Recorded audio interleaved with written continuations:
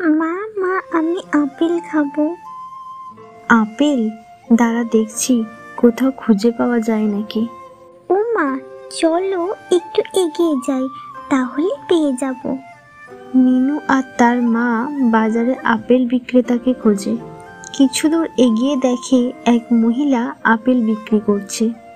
Apple নেবে গো apple, পুরো টাটকা তাজা তাজা আপেল। ও মা, ওই দেখো আপেল।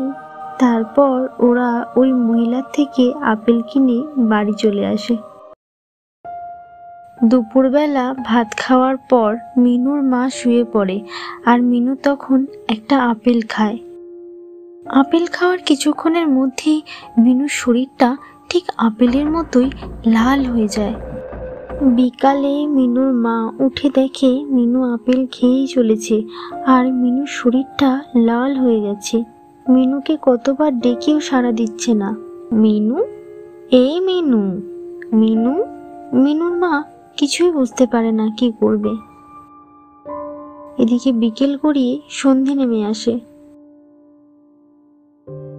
হঠাৎ পাশের বাড়ির সঙ্গীতা মিনুর মায়ের কাছে সাহায্য চাইতে আসে।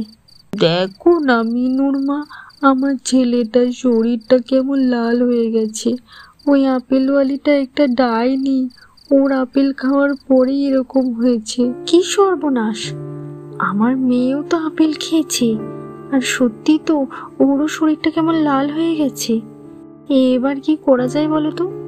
চলো আজ ওই ডাইনিটার কিছু একটা ব্যবস্থা করতেই হবে, না হলে অনেক বাচ্চা ছেলে মেয়ের অনেক ক্ষতি হয়ে যাবে। হ্যাঁ হ্যাঁ, চলো চলো। তারপর ওরা দুজনে ডাইনিটাকে মারার উদ্দেশ্যে বেরিয়ে যায়। যেতে যেতে জঙ্গলের মাঝে দেখে ওই ডাইনিটা আপেল বিক্রি করছে।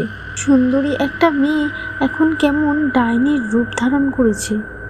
আপেল নেবে গো আপেল, ভালো ভালো তাজা তাজা আপেল। সঙ্গীতা, ওই দেখো ডাইনি, ওর ধর থেকে মুন্ডুটা আলাদা করে দাও, মেরে ফেলো ওকে, তাহলেই সবাই বাঁচবে।